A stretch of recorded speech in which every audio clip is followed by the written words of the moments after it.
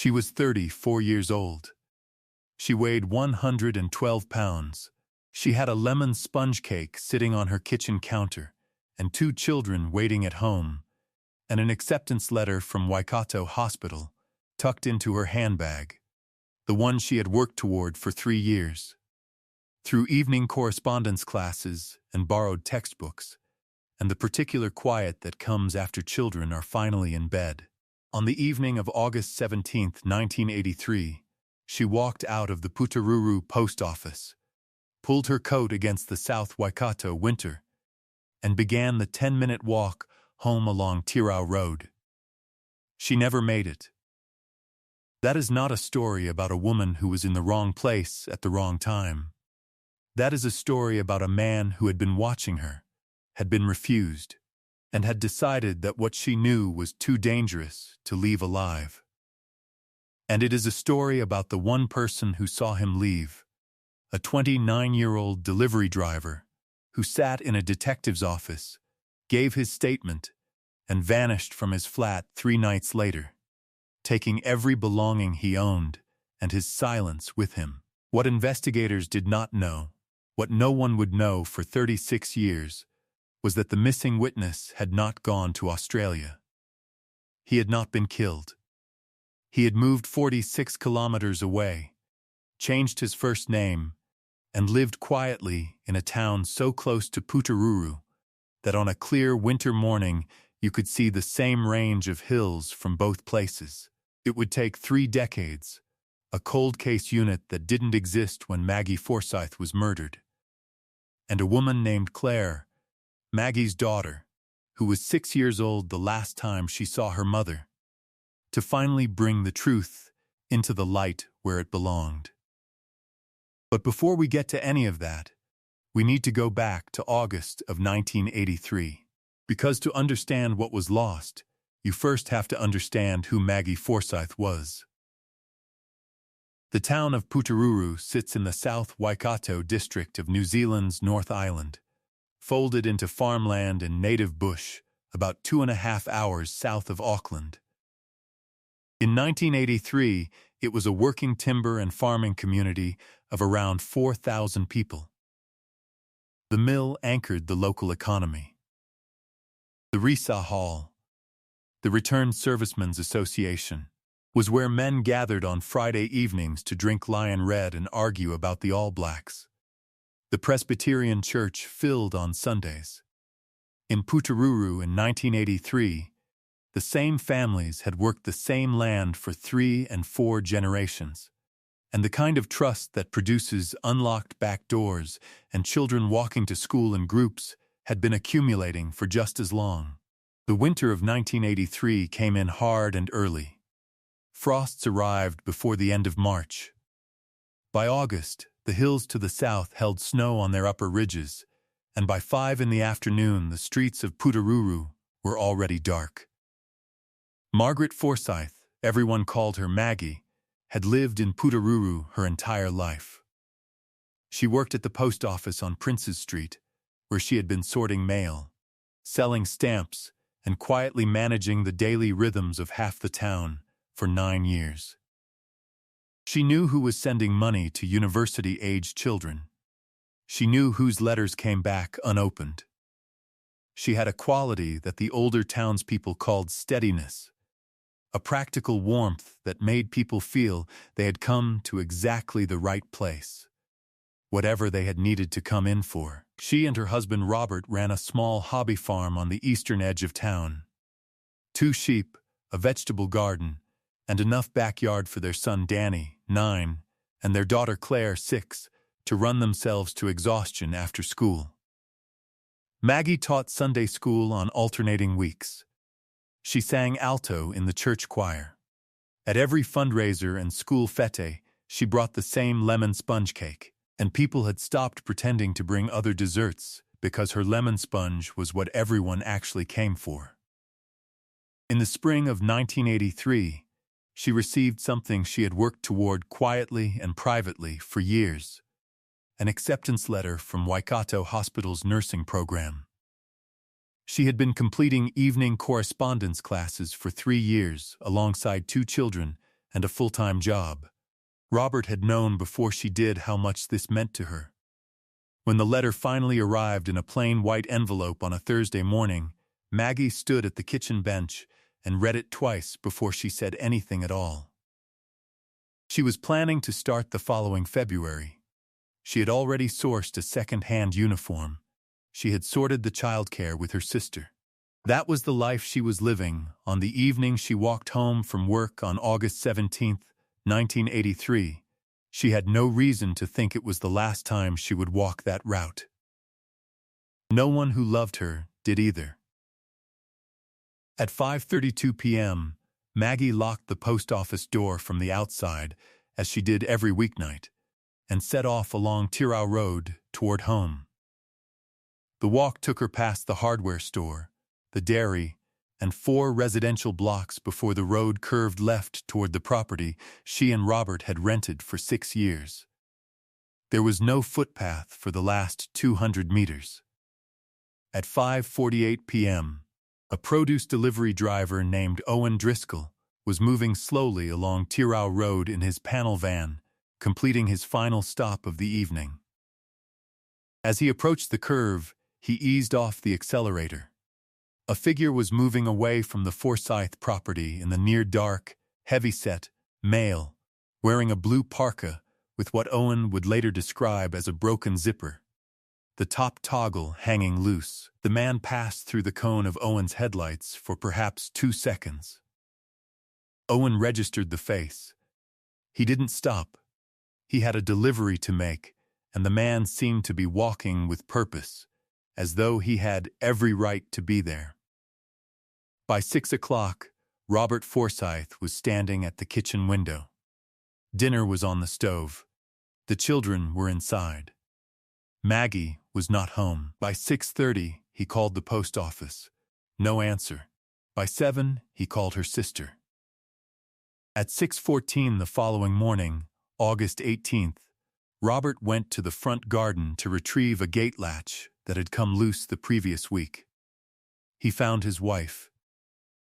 The scene was documented by Constable Trevor Hemme at 6:41 a.m. There were no signs of forced entry to the house. A footprint, size 11, rubber sole, was found at the rear gate. One of Maggie's earrings lay 3 feet from where she had fallen. The other was never recovered. She had fought. That much was clear. Investigators would later confirm that under her fingernails was biological material that did not belong to her. That material was collected, preserved, and placed in a storage tray at the Institute of Environmental Science and Research in Auckland. It would sit there for the next 36 years. By that afternoon, word had moved through Putaruru the way word travels in small towns, not through phones or newspapers, but through people standing at each other's gates in the cold, speaking quietly. By evening, the school principal had arranged cover for Danny and Claire's classes. The church organized a meal rota. People who had never thought to lock their doors began locking them. Nobody had seen anything. Nobody, that is, except a quiet delivery driver who was already telling himself that what he'd noticed probably meant nothing at all. The Waikato SIB assigned the case to Detective Sergeant Alistair Kerr, 52, methodical. 2 years from the retirement he had been picturing since his early 40s. Kerr had grown up in Putaruru before joining the force and had known the Forsyth family the way you know families in a small town, by their cars, by their Christmas cards, by their names. The Forsyth case was not the kind you retire from cleanly. Owen Driscoll came forward 2 days after Maggie's body was found. He sat in Kerr's office at the police station and described the man he had seen. Heavy-set, middle-aged, the blue parka with the broken zipper hanging loose at the collar. He thought he recognized the face. He couldn't immediately place it. Kerr pressed him gently. Owen said he thought the man might be a supplier, someone he'd seen around the district on his delivery routes. He wasn't certain. Kerr had Owen work through a description with an artist and noted every detail. The description pointed toward a name, Neville Bunt. Bunt was 48. He supplied casings to abattoirs and small holdings across the South Waikato district, and he drove the same rural roads that Owen Driscoll drove. He was heavy-set. He owned a blue parka. When Kerr's officers visited Bunt's home and asked to see it, his wife produced it from a hook in the laundry, broken zipper, top toggle missing, exactly as Owen had described. She said she'd been meaning to have it repaired for months. There was more. Bunt had a documented history with Maggie Forsyth. He had been making unwanted contact with her for months, appearing at the post office during her shift, leaving notes in the post box. She had mentioned it to her post office manager in writing. According to her closest friend, Maggie had told Robert that if Bunt didn't stop, she intended to report him formally. Bunt was interviewed. He denied being anywhere near the Forsyth property on the evening of August 17th. He said he'd been home by 5 o'clock. His wife confirmed it. The alibi was thin. But it was an alibi. And Owen Driscoll, the only person who had placed a figure matching Bunt's description at the scene, had been unambiguous about his own uncertainty. He had seen a face for 2 seconds. In low light, from a moving vehicle. Kerr knew precisely what a defense attorney would do with that in court. A case built on a hesitant eyewitness, a common parka, and a fragile motive was a case that would collapse before it reached a jury. While Kerr worked the investigation, Robert Forsyth arranged his wife's funeral, drove 2 children to school each morning, and tried to keep the house from feeling like the emptiest place in the world. He was 37 years old. He did not look it anymore. By September, the investigation had produced no charges. Then, on a Friday morning 3 days after his police interview, Owen Driscoll did not show up for work. His employer called his flat. No answer. His landlady reported that he had departed sometime overnight, leaving his rent paid to the end of the month and nothing else behind. No note, no forwarding address. A colleague thought he'd mentioned Australia once, casually, months ago. Police conducted a brief search. The inquiry was recorded, filed alongside Maggie's case, and effectively closed. By 1987, 4 years had passed. Robert sold the property on Tirau Road and moved with Danny and Claire to a smaller house on the other side of town.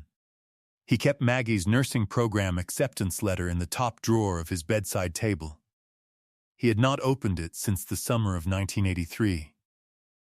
He had not thrown it away either. By 1991, Danny was 17. Claire was 14. They had been raised by their father and by Maggie's sister Raywin, and by the quiet, sustained generosity of a town that felt it owed them something it could not name. By 1997, Alistair Kerr had been retired for more than a decade. He was living 40 minutes away in Cambridge, growing dahlias and following the cricket. He had kept a personal copy of the Forsyth file, his original notes, the description composite, a summary of the Bunt interviews, in a manila folder on the top shelf of his home office. His wife had asked about it once.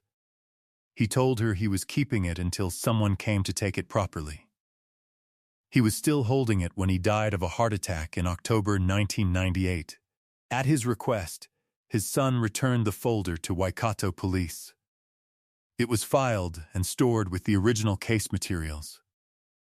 Neville Bunt continued to live in Putaruru through most of the 1990s. He attended the Risa on Fridays. He sold his casings business in 1992. There were people in town who had heard the rumors, enough people. But rumors are not evidence, and a man cannot be driven from his community on the strength of what cannot be proven. In 2001, Bunt moved to Hamilton. The reward notice in the post office window put up by Maggie's colleagues in September 1983, had faded so completely by 2006 that you could barely make out the photograph. Nobody took it down. Every case on this channel represents weeks of digging through records, verifying details, and piecing together real lives that deserved better than what they received. If you want this channel to keep uncovering the truth behind stories like this one, please take a moment to like and subscribe. Drop a comment letting us know where in the world you're watching from. Every case here exists because you do. Now, let's get back to Maggie Forsyth. By 2018, Claire Forsyth was 41 years old.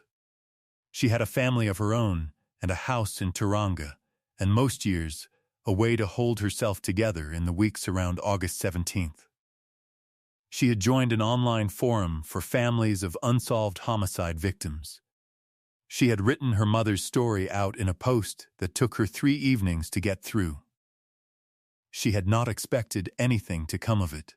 She was wrong. In 2019, New Zealand police quietly established a national cold case unit, drawing experienced investigators from across several districts. Detective Constable Sarah Hinarangi, 44, was assigned a list of 14 unsolved homicides from the Waikato region spanning 1975 to 1993. Maggie Forsyth's name sat third from the top. Hinarangi read the file on a wet Wednesday in February. She noted the preserved biological material at Essara. She noted the missing witness.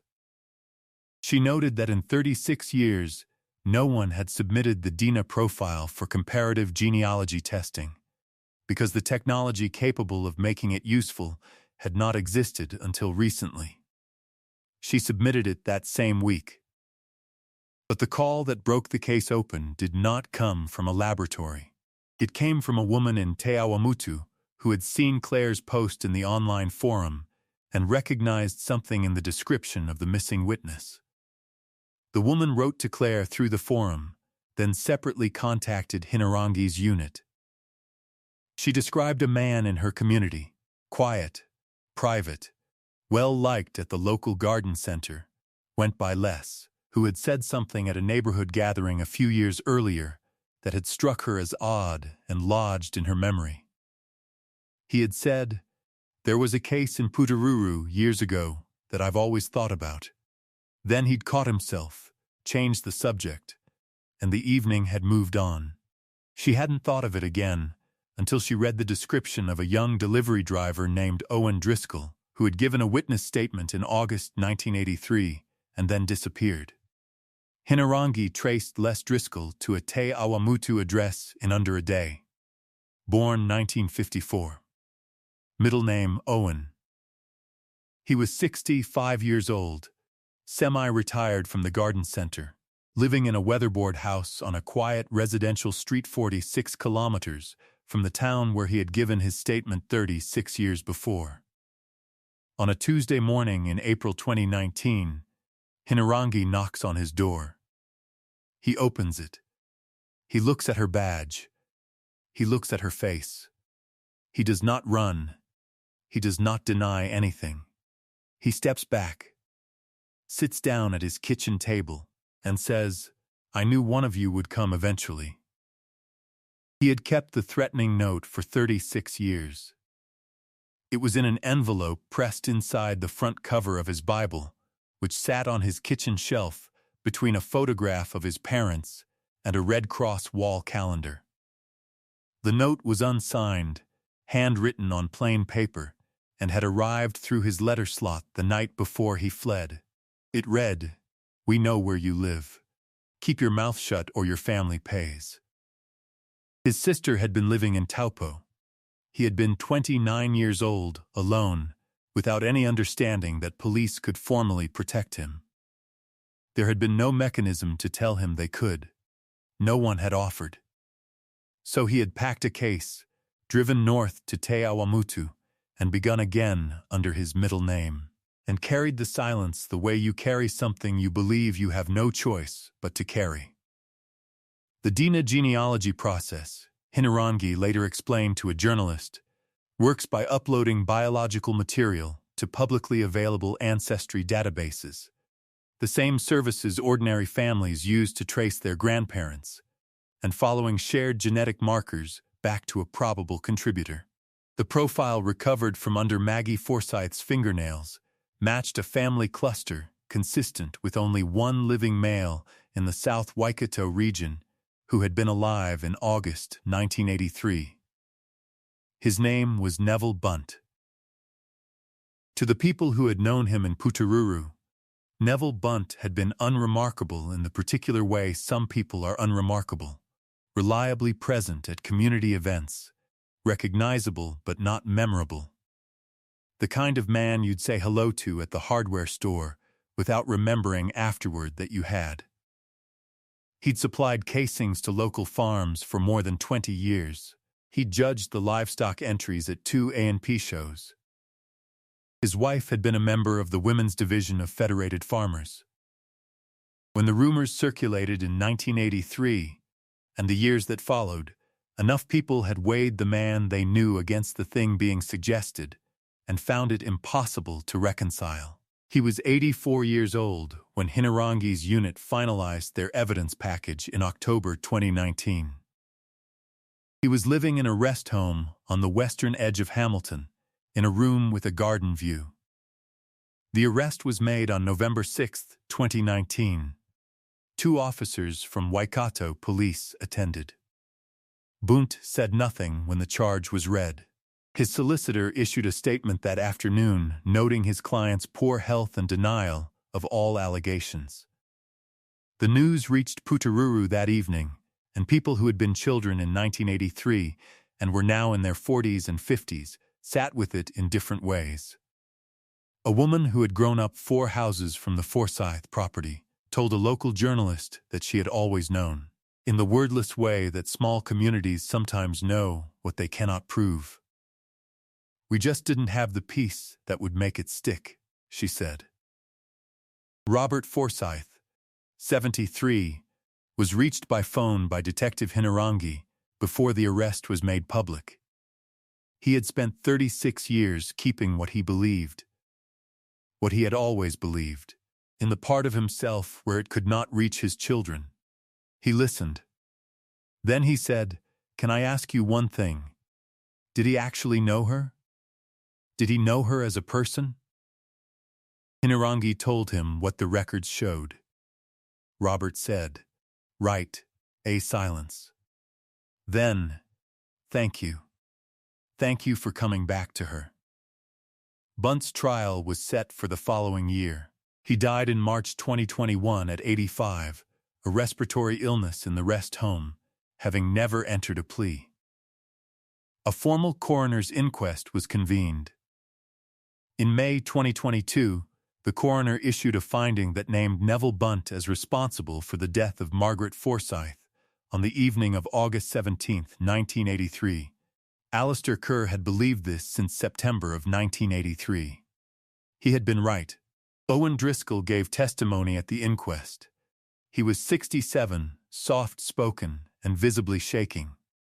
He described the man at the gate: the blue parka, the broken zipper hanging loose, the face held briefly in his headlights on a dark winter road.